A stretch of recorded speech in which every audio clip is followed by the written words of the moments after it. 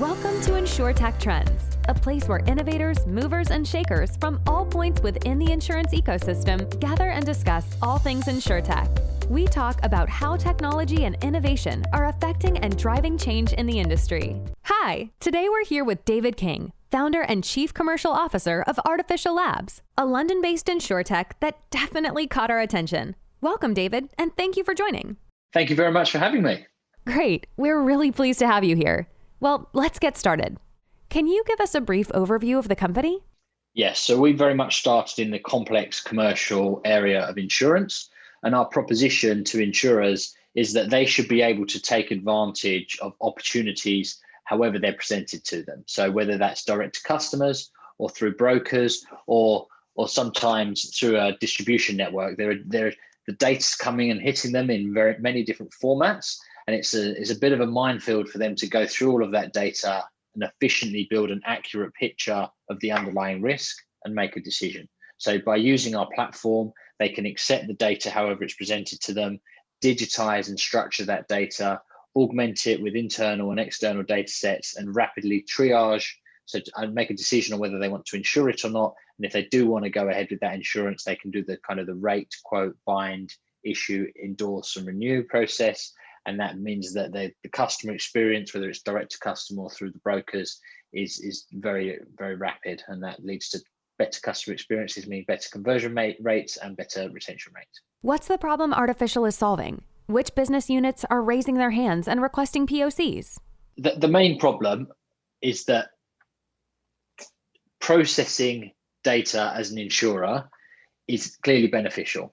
So the more data that you can bring to bear on the decision-making process, the better decisions you can make in theory. So you should be adding more and more data points to make a better decision. Now, in reality, you've got people that are very specialist in certain areas, say maybe US commercial property or financial lines, business interruption insurance, marine hull, all these kind of specialty commercial areas where you've got underwriters that have got a lot of knowledge, and then they want to bring all this data in to help them make decisions. Now, if they start going out and talking to more and more potential sources of business, then they very quickly become inundated, and not only just the volume of submissions that come in, but the amount of time it takes for them to go and look at all these different sources of data. Maybe even just, is this a renewal? Finding out whether it's a renewal or not. What information do we have in internal systems? Do I run off and look at external systems? What are my aggregate management telling me? What are the pricing tools that I've got telling me? And then if you want to scale that business unit, do you have to keep on adding these really valuable humans that have got these insight and are not cheap in order to scale that business unit? So that problem being a problem of, it takes a lot of time to bring all that data together, and it's also difficult to scale that team. And what we do is make that whole process really, really efficient, because going back to what I said at the start, we say, however that business is presented to you, whether it's PDFs, Excels, or whether it comes through APIs, or they're using your own portals, we can very quickly ascertain whether it's a renewal or not, as an example, but also put together a full picture of that risk. Then we can apply rules to it, we can apply algorithms to it to do risk selection, and we can maybe automate the yes/no decisions. So this is, we put all of this in the hands of the underwriting teams of, maybe they do want to automate the yeses or nos, or maybe they just want to have be really well informed when they make the decisions. But the overarching part of it is that you get to a point where when the humans are making decisions, they are making really well informed decisions. They've got all the tools to hand, and all things like kind of documentation generation, that's done automatically and rapidly. Humans aren't spending times on things that they don't need to. They're spending times on what humans are really good at, which is developing edge cases and developing relationships. How do you make sure the platform is applicable to every insurer and each line of business within, and it is secure? A big part of what we've had to say to customers from the start is, we will configure it so we offer unparalleled configurability. No insurance company is the same, and no line of business within an insurer is usually the same as well. They all want to leverage different data sets, and they've usually got all different systems that you need to integrate with. So what we've developed is an ecosystem of components. So everybody uses the same components, but we stick the components together to form a solution that is fit for you, and we configure it for your use case. Now, there are definite benefits of us having done things like integrations into market systems or integrations into sanctions checking systems or relevant data sets for a particular product line that everyone can benefit from. But the exact data set questions and the exact rules of what needs to be referred or not referred, or how you want to respond to a customer, is all configured by the individual underwriting teams that use it. On your other point around security, one of the less exciting, shall I say, areas of running a startup as you get more and more scale is that you have to be robust on your security, and that means introducing a certain level of detailed process and bureaucracy around ensuring that you are completely compliant. And we're just going through the ISO 27001 audit process at the moment. We passed the first test. We've passed all the internal tests. We're hoping to pass the second one. So we have all those compliance. We have all the compliant policies and procedures in place, and hopefully we get our accreditation. And that's something that we've had to do now for a number of years. As soon as we started working with large insurers, we had to be compliant with that type of thing. So we like to think that we're secure. Don't think anything's ever 100% secure, but we're as close to 100% as it's possible to get. What interesting conversations are you having, and who are they with? The most enjoyable conversations we have are with the underwriters, the people at the coalface, whether that's a junior underwriter or a unit head, where we're saying to them, what are you facing on a day-to-day basis, and why can't you write better business? And the feedback that they do is that, well, my time is usually filled up with maybe saying no to people, so a high percentage of my time and looking at submissions, reviewing them, and then end up declining to offer terms or a price on that business, or that they're spending times that aren't helping them to grow the business. Again, back to things like maybe generating documentation, extracting data from hard to reach places, looking at reference data, that type of thing. So if we can say to them, well, using our tools, we can not only make your life better and your day better because you're focused on not necessarily more enjoyable tasks, but higher value tasks. And you can also, because you're doing that, you can scale the business and you can increase the P&L of your account. So they're the most enjoyable conversations we have. There are, of course, other conversations we can have with people around operational efficiencies and how they can process data within the business. And I'm not saying they're not enjoyable, but that's a more prosaic conversation around moving data from point A to point B. Whereas I think a lot of the time you talk to these entrepreneurial underwriters and they start getting ideas of how they can go after bigger opportunities, then that's quite exciting. Indeed. And we'll definitely talk more about the data story in a bit, specifically how insurers are managing and maximizing the data. We'll talk about that in a minute. Now, let's talk about what you do at Artificial, your day-to-day role.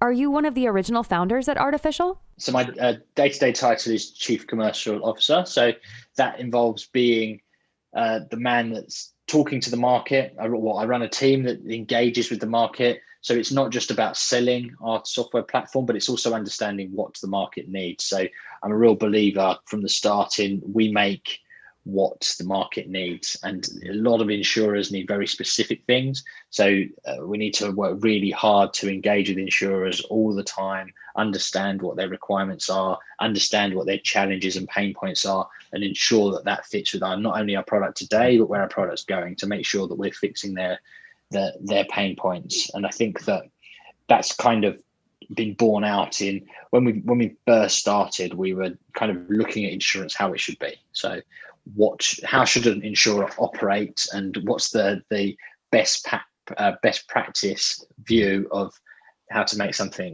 these processes as efficient as possible. And the reality is that insurers need to operate in the world as it is today, and they need to process things how they are received. And then that's kind of meant that we've had to get really good at processing things from PDFs, Excels, emails, that type of thing, not just from APIs and portals, because I think we've probably got a 5-year time horizon where insurers are still going to get presented documentation and data and stuff like that in unstructured, hard to read format. There have been a few rounds of funding. Artificial Labs has actually raised 7.5 million pounds in seed capital, which is over $10 million US. Tell me, has there been emphasis on investing in key talent? I think it's really difficult to establish a blend of great technologists and great insurance people. So what we didn't want to be is an insuretech that has a great product but no customers because it doesn't fit the market. So I think that there's a danger of starting off in the insurance world of thinking, what legacy's bad, let's build a new product. It's amazing, and because it's amazing, people are going to use it. So we invested very heavily in and a very competitive market for the top people in insurance, of course. So, but attracting. So our CEO used to be the International Chief Operating Officer of Direct Line. Our data team is run by a qualified actuary.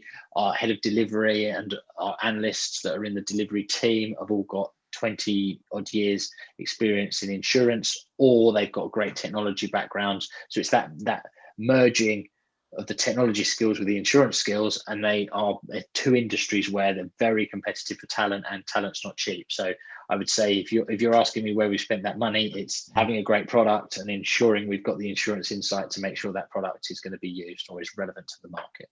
As you know, we are in the midst of a pandemic, which creates some global challenges. Survival is critical. Can you share your insights on challenges, growing and scaling?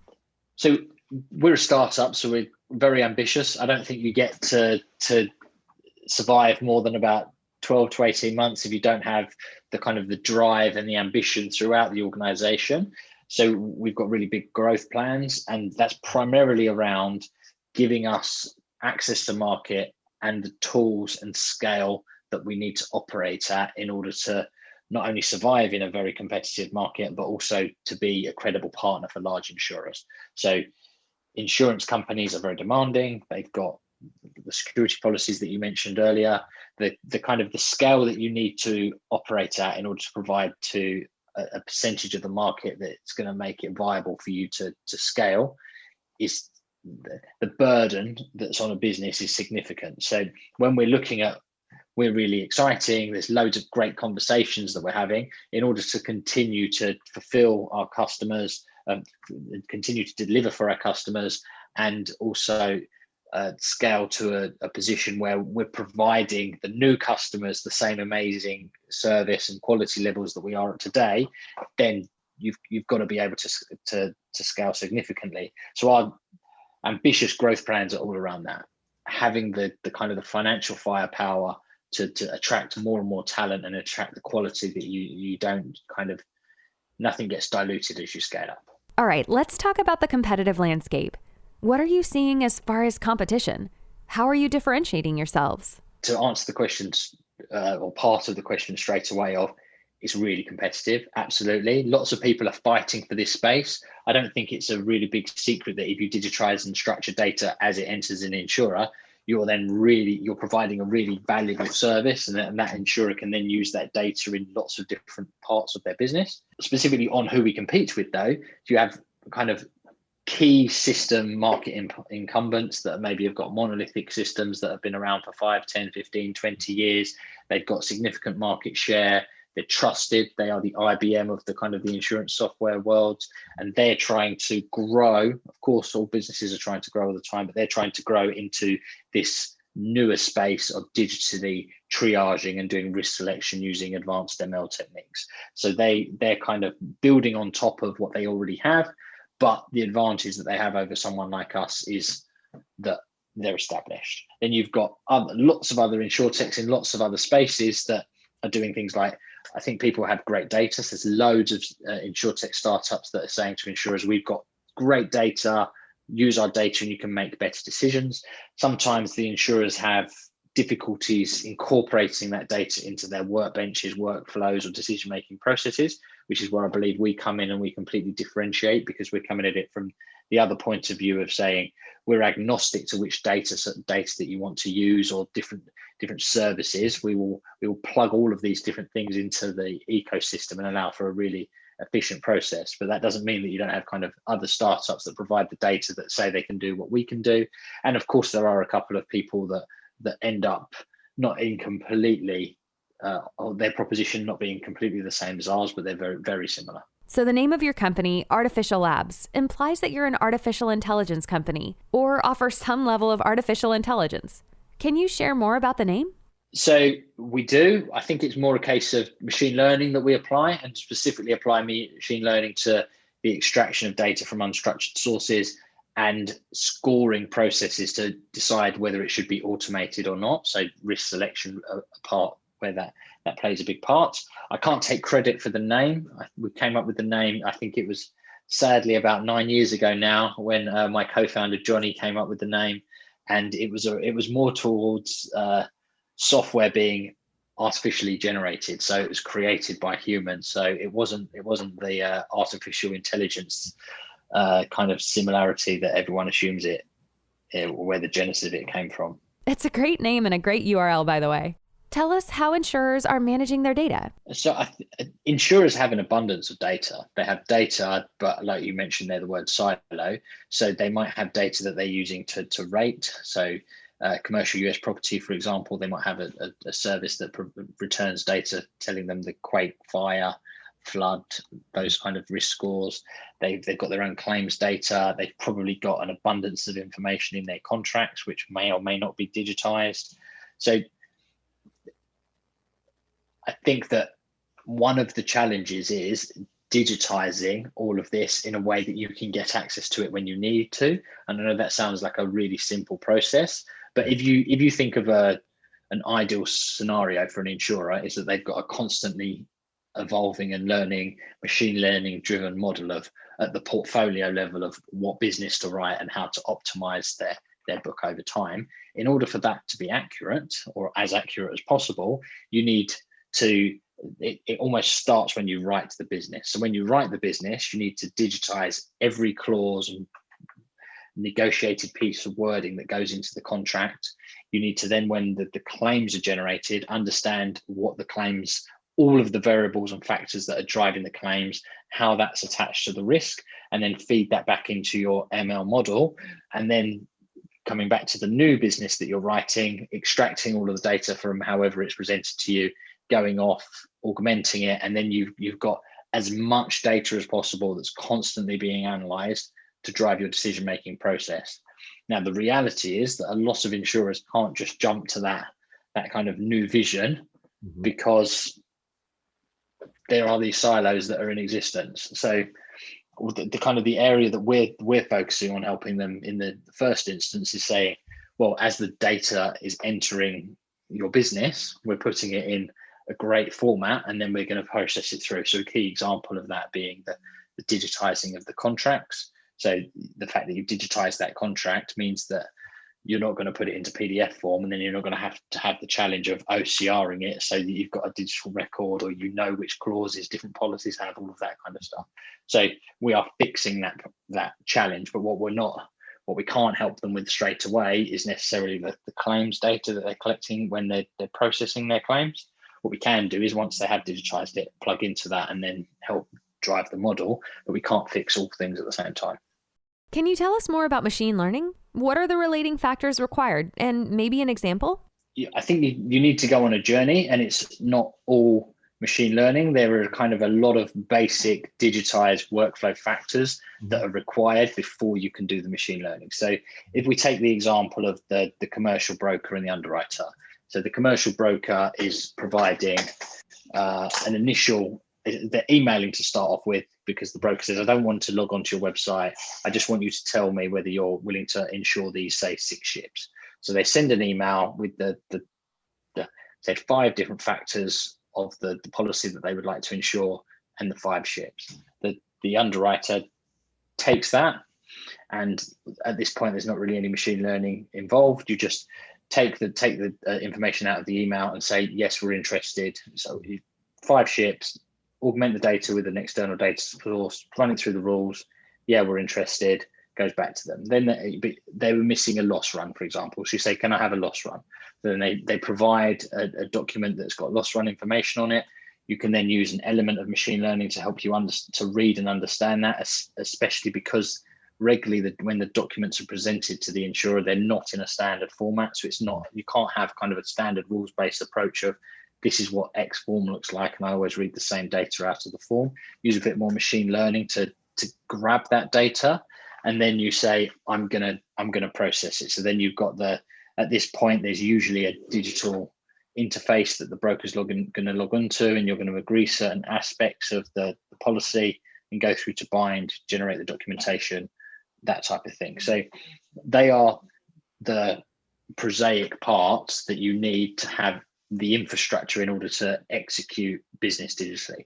Now, once you've got that and you've got all those rules in place, you should have a number of other digital factors that you can continue to analyze from a machine learning model point of view, what the characteristics of certain risks are, what's good, what's bad, what's indifferent. Of course, you have to feed in the claims data to know that performance, but you've got, when you're writing the business, you're capturing enough data to drive this model. And then when we go back to this standard approach, the next time you receive an email from a broker and it's got those 5 data points in it and 5 ships and that type of thing, then the ML is going to help drive that decision-making process. And it's a constantly, there's a feedback loop that you're driving to help you make better decisions over time. Absolutely. And this is where your talented data scientists shine. Thanks, David. Absolutely, yes. What's your regional focus? Do you do business abroad, and are there cultural differences?